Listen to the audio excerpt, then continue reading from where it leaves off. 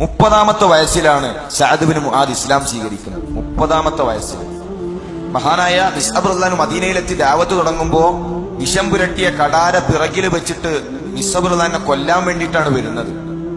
പക്ഷേ അദ്ദേഹത്തിന്റെ സുന്ദരമായ സംസാരം കേട്ട് ഇസ്ലാം സ്വീകരിച്ചു. നേരെ പോകാണ് ബനു അശ്അൽ ഗോത്രത്തിലേക്ക്. തന്റെ ഗോത്രത്തിൽ ചെന്ന് ഓരോ വീടും കയറിയിറങ്ങി ലാ ഇലാഹ ഇല്ലല്ലാഹ് പറഞ്ഞു കൊടുത്തു. ആ ഗോത്രം മുഴുവൻ ഇസ്ലാം സ്വീകരിച്ചു. ദഅവത്ത് കൊണ്ട് തന്റെ ഗോത്രത്തിലുള്ള മുഴുവൻ ആളുകൾക്കും ഈ സന്ദേശം എത്തിച്ചു കൊടുത്ത് ഇസ്ലാമുക്ക് കൊണ്ടുവന്നു. അന്ന് ഒരാൾ മാത്രമാണ് ഇസ്ലാം സ്വീകരിക്കാതിരുന്നത്. ആ മനുഷ്യൻ പിന്നെ ഇസ്ലാം സ്വീകരിക്കുന്നുണ്ട്. ഉഹുദ് യുദ്ധം നടക്കുമ്പോ ഒരു ഉടുമുണ്ട് മാത്രം എടുത്ത് റസൂലിന്റെ മുന്നിൽ വന്നിട്ട് പറയാണ് അഷ്ഹദു അല്ലാ ഇലാഹ ഇല്ലല്ലാഹ്. നേരെ ഉഹുദിലേക്ക് എടുത്തു ചാടി ശത്രുവിന്റെ വെട്ടേറ്റ് മരണപ്പെട്ടു. റസൂൽ പറഞ്ഞു അമീല ഖലീൽ വനാല ഖസീർ. വളരെ കുറച്ചേ ചെയ്തിട്ടുള്ളൂ. ഒരു സുജൂദ് പോലും ചെയ്തിട്ടില്ല, ഒരു റുക്കൂ പോലും ചെയ്തിട്ടില്ല, ഒരു പേജ് പോലും ഖുർആൻ പാരായണം ചെയ്തിട്ടില്ല. വളരെ കുറച്ചേ ചെയ്തിട്ടുള്ളൂ. ഒരുപാട് അവൻ നേടി. ആ മനുഷ്യനും പിന്നെ ഇസ്ലാം സ്വീകരിച്ചു. ഞാൻ പറഞ്ഞു വരുന്നത് 30-ാമത്തെ വയസ്സിൽ ഇസ്ലാം സ്വീകരിച്ചു, 35-ാമത്തെ വയസ്സിൽ മരണപ്പെട്ടു. അതിനിടയിൽ 5 നൂറ്റാണ്ടിന്റെ ചരിത്രം രചിക്കാൻ 5 വർഷങ്ങൾ കൊണ്ട് മഹാനായ സഅദ് ബിൻ മുആദിന് സാധിച്ചു. നമ്മളൊക്കെ എത്ര കാലായി അള്ളാന്റെ ഭൂമിയിൽ അള്ളാന്റെ വെള്ളം കുടിച്ച് അള്ളാഹുവിന്റെ വായു ശ്വസിച്ച് ഈ ഭൂമിക്ക് ഭാരമായിട്ട് ഇങ്ങനെ ജീവിക്കുന്നു. എന്ത് ചെയ്തു ദീനിനു വേണ്ടി, എന്ത് ചെയ്തു അള്ളാഹു തആല നമുക്ക് നൽകിയ അനുഗ്രഹങ്ങൾക്ക് പകരമായി? ആത്മാർത്ഥമായിട്ട് നമ്മളൊന്ന് ആലോചിക്കണം. ബദർ ഇങ്ങനെ നടക്കാൻ ശത്രുക്കൾ മുന്നിൽ വന്ന് നിൽക്കുമ്പോൾ റസൂൽ ചോദിക്കുന്നുണ്ട്, ബദറിലേക്ക് പോകണോ? 3 ഇരട്ടി ശക്തവാന്മാരായിട്ടുള്ള കുടില ബുദ്ധിയുള്ള കുശാഗ്ര ബുദ്ധിയുള്ള മക്കയിലെ മുശ്രിക്കീങ്ങളാണ്. അരച്ചു കൊടുത്താൽ വലിച്ചു കുടിക്കും, അത്രക്ക് ദേഷ്യമുണ്ട്. എന്ത് ചെയ്യണം? മഹാനായ സഅദ് ബിൻ മുആദ് എഴുന്നേറ്റിട്ട് പറയുന്നൊരു വാക്കുണ്ട് ചരിത്രത്തിൽ, റസൂലെ അങ്ങൊരു സമുദ്രത്തിലേക്ക് ഊളിയിട്ടാൽ ഞങ്ങളും അങ്ങയുടെ പിറകെ ഊളിയിടും.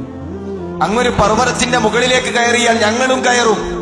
മൂസ നീയും നിന്റെ പടച്ചോനും പോയി യുദ്ധം ചെയ്തോ എന്ന് പറഞ്ഞ പോലെ ആ നന്ദികേടിന്റെ വാക്ക് ഞങ്ങളുടെ നാവിലൂടെ വരൂല റസൂലെ. അങ്ങ് യുദ്ധത്തിന് വരേണ്ടതില്ല, അങ്ങ് ഈ ടെന്റിലിരിക്കണം.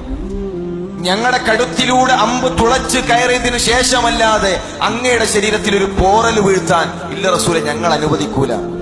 മുഴുവൻ അൻസാറുകളും ബദറിന്റെ മണ്ണിൽ ഷഹീദായി ബദർ കളർച്ചായം പുരണ്ടാൽ അങ്ങ് തിരിച്ച് മദീനയിലേക്ക് പോകണം. അവിടെ അങ്ങയെ കാത്ത് ജീവന തുല്യം സ്നേഹിക്കുന്ന സ്വഹാബാക്കളുണ്ട്. റസൂലിന് എപ്പോഴൊക്കെ പ്രയാസം വന്നിട്ടുണ്ടോ അപ്പോഴെല്ലാം കൺകുളിർമയേകുന്ന വർത്തമാനം പറഞ്ഞ മഹാനായ സ്വഹാബി. ഒരിക്കല് മറ്റു രാജ്യത്തിലെ ഭരണാധികാരികളുടെ വസ്ത്രം കണ്ട്, പട്ടുവസ്ത്രം കണ്ടിട്ട് സ്വഹാബാക്കൾ ഇങ്ങനെ അത്ഭുതപ്പെട്ട് നിൽക്കാണ്. അവരിങ്ങനെ വലിയ വിലപിടിപ്പുള്ള വസ്ത്രവും അതേ രൂപത്തിൽ അങ്ങനെയുള്ള വസ്തുക്കളൊന്നും കണ്ടിട്ടില്ല. അത് കണ്ടിങ്ങനെ അത്ഭുതത്തോടുകൂടി നോക്കി നിൽക്കുമ്പോ റസൂൽ പറയാണ്, സഅദ് ബിൻ മുആദിന് നാളെ അള്ളാന്റെ സ്വർഗത്തിൽ കിട്ടുന്ന മിന്തിയിൽ കർച്ചീഫ് ഇതിനേക്കാൾ എത്രയോ ഉന്നതമാണ്. ഖന്തഖ് യുദ്ധത്തിൽ ഇബ്നു അറഖ എന്നു പേരുള്ള ഒരു മനുഷ്യൻ അമ്പെയ്തു. അത് മഹാനായ സ്വഹാബിയുടെ തുടയിൽ തറച്ച് അദ്ദേഹത്തെ മദീന പള്ളിയോട് ചേർത്ത് കിടത്തി. റസൂൽ സല്ലല്ലാഹു അലൈഹി വസല്ലം ഞങ്ങൾ സുബൈക്ക് പള്ളിയിലെത്തിയപ്പോ പള്ളിയിൽ രക്തപ്പാട് കാണാൻ. റസൂൽ ചോദിച്ചു, എന്താണ് ഈ രക്തപ്പാട്? മഹാനായ സഅദ് ബിൻ മുആദ് അദ്ദേഹത്തിന്റെ ശരീരത്തിൽ നിന്ന് ഒലിച്ചിറങ്ങിയ രക്തമാണെന്ന് കേട്ടപ്പോ റസൂൽ സല്ലല്ലാഹു അലൈഹി വസല്ലം ഞങ്ങളുടെ കണ്ണുകൾ നനഞ്ഞു. ഞാൻ സൂചിപ്പിച്ചു വരുന്നത് വളരെ കുറച്ചു കാലം, 5 വർഷം അത്രേ കിട്ടിയിട്ടുള്ളൂ. നമ്മളൊക്കെ എത്ര കാലായി ഖുർആൻ ക്ലാസ് കേട്ട് അതേ രൂപത്തിൽ മലയാള ഖുത്ബ കേട്ടിട്ട് ഈ ഭൂമിയിലുണ്ട്. എന്ത് ചെയ്തു ദീനിനു വേണ്ടി? എത്ര നമ്മൾ ചെയ്തു? എത്ര സമയം അള്ളാഹുവിന്റെ ദീനിനു വേണ്ടി, ദഅവത്തിന് വേണ്ടി മാറ്റിവെക്കാൻ നമുക്ക് സാധിച്ചു എന്ന് ഓരോരുത്തരും സ്വന്തമായിട്ടൊന്ന് ചോദിക്കുക. ഞാൻ എന്നോട് ചോദിക്കുക, നിങ്ങൾ നിങ്ങളോട് ചോദിക്കുക. പോരാന്ന് തോന്നാണെങ്കിൽ, ജീവിതത്തിൽ മാറ്റം വരുത്തണമെന്ന് നമുക്ക് തോന്നുന്നുവെങ്കിൽ തീർച്ചയായും അതിനനുസരിച്ചു കൊണ്ടുള്ള ഒരു മാറ്റം നമ്മുടെ ജീവിതത്തിൽ വേണം. എന്നാൽ ഈ സ്വഹാബി പോലും ഖബറിന്റെ ശിക്ഷ അനുഭവിച്ചു എന്നാണ്. നമുക്കൊന്നും നമ്മുടെ ചിന്തപ്പോൾ അവിടേക്കൊന്നും എത്തിയിട്ടില്ല. ആ സ്വഹാബി പോലും ഒരു മരുഭൂമിയിൽ ഒരു മോതിരം വെച്ചാൽ ആ മോതിരാണ് അള്ളാഹുവിന്റെ ഈ മഹാപ്രപഞ്ചം മുഴുവൻ ആ മോതിരത്തിന്റെ വലിപ്പം ഉണ്ടാകുള്ളൂ. ആ മരുഭൂമിയാണ് അള്ളാഹുവിന്റെ കുർസി. ആ കുർസിയിനേക്കാൾ ഉന്നതമാണ് അള്ളാഹുവിന്റെ അർശ്. അർശ് ചുമക്കുന്ന 9 മലക്കുകൾ.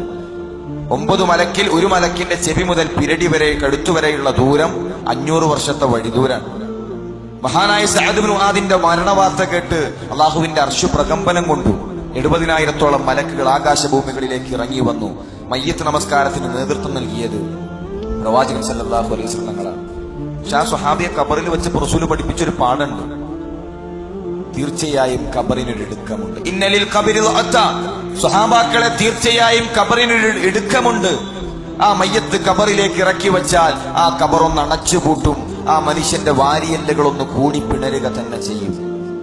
ആരെങ്കിലും ഖബർ വെറുതെ വിടുമായിരുന്നെങ്കിൽ ഇതാ ഈ കിടക്കുന്ന സഅദ് ഇബ്നു മുആദിനെ വെറുതെ വിടണമെന്നാണ്. മഹാനായ സ്വഹാബിക്ക് പോലും ഖബറില് പ്രയാസങ്ങൾ സഹിക്കേണ്ടി വന്നിട്ടുണ്ട് എങ്കിൽ നമ്മളൊക്കെ എപ്പോഴും ആലോചിക്കണം, ഞാൻ മരിച്ചാൽ എന്റെ ഭാര്യനെ ആര് നോക്കും, എന്റെ മക്കളാര് നോക്കും, പെരപ്പണി തുടങ്ങിയിട്ടുള്ളൂ, ബാക്കി ആര് നോക്കും? അതാണ് നമ്മുടെ ചിന്തയിൽ ഒതുങ്ങി നിൽക്കുന്നത്. യത്തീംഖാനയിലൊക്കെ 5 ദിവസം ബിരിയാണിയാണ്. നമ്മളൊന്നും ഒരു ബേജാറും വേണ്ട മക്കളെ വിഷയത്തിൽ. നമ്മൾ മരിച്ച ഭാര്യയ്ക്ക് വേറെ കല്യാണം കഴിക്കാം, പെരപ്പണിയൊക്കെ മഹല്ല് കമ്മിറ്റിക്കാരിട്ട് നോക്കിക്കോളും. ഇവിടെ സക്കാത്ത് സലീലൊക്കെ ഇഷ്ടം പോലെ പൈസ ഉണ്ട്, ആ ബേജാറൊന്നും ആർക്കും വേണ്ട. ഞാൻ മരിച്ചാൽ എന്റെ ഖബർ, എന്റെ പരലോകം, എന്റെ സ്വർഗം, എന്റെ നരകം, ആ വിഷയത്തിൽ നമ്മളൊന്ന് സ്വാർത്ഥരാകണം.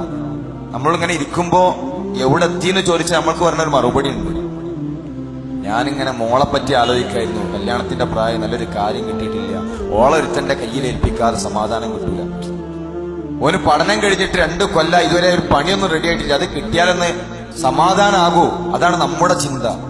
സഹാബാക്കളോട് ചോദിക്കുമ്പോ എവിടെ എത്തിയെന്ന് ചോദിക്കുമ്പോ ഇതാ ഞാൻ ആ സിറാത്തു പാലത്തിലാണ്, സിറാത്തിലെത്തിയിട്ടുണ്ട്, എന്റെ ഖബർ കഴിഞ്ഞ്, എന്റെ വിചാരണ കഴിഞ്ഞ് ഇങ്ങനെ സിറാത്തു പാലത്തിൽ എത്തി നിൽക്കാണ്. അങ്ങനെയാണ് അവരുടെ ചിന്ത പോകുന്നത്.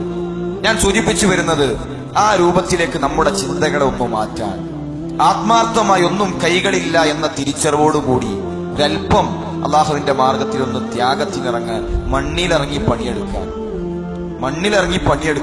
എന്നാൽ എന്തെങ്കിലൊക്കെ നാളെ പരലോകത്ത് വരുമ്പോ നമ്മുടെ കൈകളിലുള്ള ഏട് തുറക്കുമ്പോ ഒന്ന് സന്തോഷത്തോടു കൂടി ഒന്ന് പുഞ്ചിരിക്കാൻ